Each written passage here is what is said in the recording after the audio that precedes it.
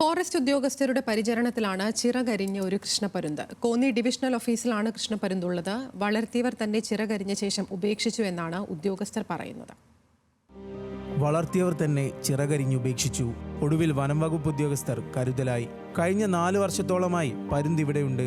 Konni divisional ഓഫീസിന്റെ സംരക്ഷണത്തിലാണ് പരുന്ത്.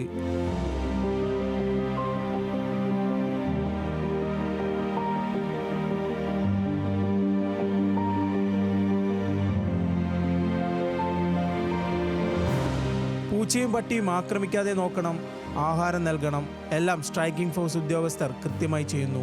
കഴിഞ്ഞ 4 വർഷമായി ഇതൊരു ദിനചര്യ പോലെ തുടരുന്നു. വളർത്തിയപ്പോൾ പറന്നു പോകാതിരിക്കാൻ എൻ്റെ ചിറക് മുറിച്ചിട്ടുണ്ടായിരുന്നു. ആ മുറിച്ച കൂട്ടത്തിൽ അതിൻ്റെ മൂലകോശങ്ങൾ ചിറക് വളരുന്ന ഭാഗത്തെ മൂലകോശങ്ങൾ നശിച്ചു പോവുകയും പിന്നീട് അത് വളരാൻ പറ്റാത്തൊരു സാഹചര്യത്തിൽ അന്ന് തൊട്ട് തന്നെ ഇങ്ങനെ നമ്മൾ സൂക്ഷിച്ചുകൊണ്ട് പോരുന്നതാണ്. കൊല്ലം തേവലക്കരയിൽ നിന്നാണ് ചിറക് അറുത്തുപേക്ഷിച്ച നിലയിൽ കൃഷ്ണപരുന്തിനെ കണ്ടെത്തിയത്. മൂലകോശങ്ങളടക്കം അറുത്തുമാറ്റിയ നിലയിലായിരുന്നു. സ്വന്തമായ ഒരു മരച്ചില്ലയിലേക്ക് പോലും പറന്നു കയറാൻ കഴിയില്ല.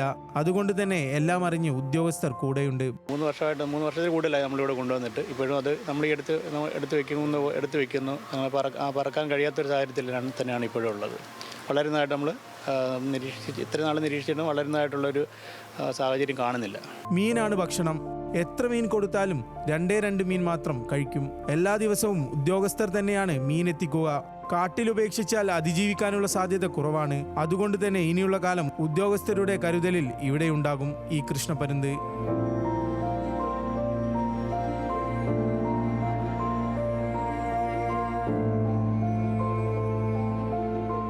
ന്യൂസ് മലയാളം, പത്തനംതിട്ട.